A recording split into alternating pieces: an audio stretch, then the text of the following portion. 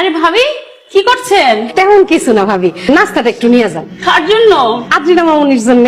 আদ্রিনা তো নাস্তা করবে না। সকালবেলা নাস্তা করে না? আরে কিন্তু ওর স্কুলের ক্যান্টিনে করে। বাইরে খাওন খায়, ও তো অসুস্থ হয়ে যাইবো। সব সময় বাইরের খাবার খায় ভাবি। আপনি আমাদের বাসায় বেড়াতে এসেছেন, কোথায় একটু আরাম করবেন। আপনি রান্নাঘরে ঢুকে এই যে সকাল সকাল আপনি কষ্ট করছেন। ভাবি আমার বাসায় তো বুয়া আছে, একটু পরে ও এসে সব কাজ করে দিবে। এখানে কষ্টের কিছু নাই ভাবি, আমি সারাদিন এই কাজই করি। বুয়ার খাবার তো সব সময় খায়, আজকে না হয় আমারটা একটু খাইলো।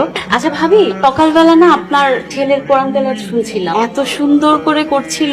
মাদ্রাসায় পড়ে? ও তো স্কুলে পড়ে। স্কুলে এত সুন্দর কোরআন তেলাওয়াত শেখায়? সকালে যখন স্কুলে যায়, স্কুলে যাওয়ার আগে আমার ওই যে গ্রামের এলাকায় মক্তব থাকে না, সেই মক্তবে আমি পাঠাই। এখান থেকে হুজুরের কাছ থেকে কোরআন তেলাওয়াত শিখছি। দুপুরবেলা আপনার লেগে কি রান্না করবো? দুপুরে তো বাসায় আসবো না ভাবি, ভাইজান তো আসবো। আমি আরো দুজনই আমাদের অফিসে লাঞ্চ করে নিব। এরা দুজনেই তো চাকরি করেন, ব্যস্ত থাকেন, কিন্তু আদ্রিনা মা তো স্কুল শেষ করে বাসায় আসবো, তাই না? ওর তো একদম সময় নেই।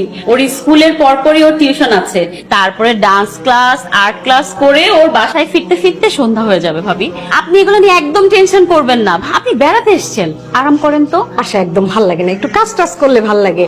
কি ব্যাপার, আজকে কি অফিসে অনেক প্রেশার ছিল? হ্যাঁ, এগুলোরই থাকে। তোমার কি ছিল অফিসে? আমার তো ছিলই। তোমার মেয়ে তো আমাকে একদম জ্বালিয়ে শেষ করে ফেলছে। একটা টিচার রাখো মা, আমি আরবি শিখবো আরবি শিখবো। কি করবো বলো তো? ও যেহেতু এত আগ্রহ দেখাচ্ছে, আমাদের তো বাবা মা হিসেবে উচিত আগ্রহটা দিয়ে খেয়াল করা। তুমি আজকেও সেম কথা বলতেছো? ও তো চাইছে, তাহলে অসুবিধা কি? হুজুর রেখে দিই। মেয়েটাকে মানে প্রেশার, এত প্রেশার, তার উপর আবার প্রেশার দিব একটা টিচার রেখে আরবি পড়াতে? ও যদি প্রেশার নিতে পারে, তাহলে আমাদের সমস্যা কোথায়? ও নিতে পারে মানে? ও একটা ছোট মানুষ, ও কি বলতে পারবে প্রেশারের?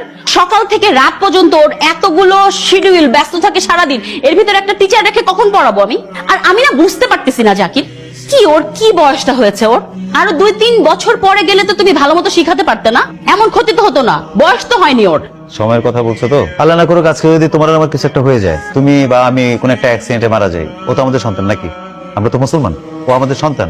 ও যে আমাদের জন্য নামাজ পড়ে একটু দোয়া করবে, নামাজ যে কিভাবে পড়তে হয়, নামাজের যে কি সূরা কারাত পড়তে হয়, কিভাবে দোয়া করতে হয়, সেটা তো আমরা এখনো আমাদের মেয়েকে শিক্ষাটা দিতে পারিনি। বাবা মা হিসেবে সে শিক্ষা দিতে পারছি? কি দিয়ে দোয়া করবে আর কি পড়ে নামাজ পড়বে বলো?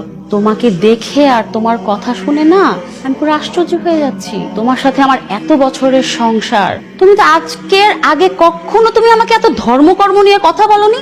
এসব কথা তো কোনোদিন বলনি। আজকে তোমার মুখে এসব কথা কোত্থেকে আসতেছে? কখন থেকে তোমার ভাই আর ভাইয়ের ছেলেটা আসছে না গ্রাম থেকে? কখন থেকে তুমি ওদের সাথে একদম ওদের তালে সুরে সুর মিলায় তুমি আমাকে এসব কথা আজকে বলতেছো না? কি বলতেছে? আমি ওদের কাছ থেকে শিখছি। কি বলছে এসব? আমি কি বলছি? তোমার কথা শুনে কি মনে হচ্ছে জানো? আমি কখনো ধর্মকর্ম কিচ্ছু করিনি, আমার বাবা মা এসব ধর্মকর্ম কিচ্ছু শিখায়নি আমাকে। তুমি নামাজ পড়ছো লাস্ট কবে? আচ্ছা ঠিক আছে, তোমার যখন এত ইচ্ছা, আমার যেটা মন চায় তুমি সেটা করো। হ্যাঁ।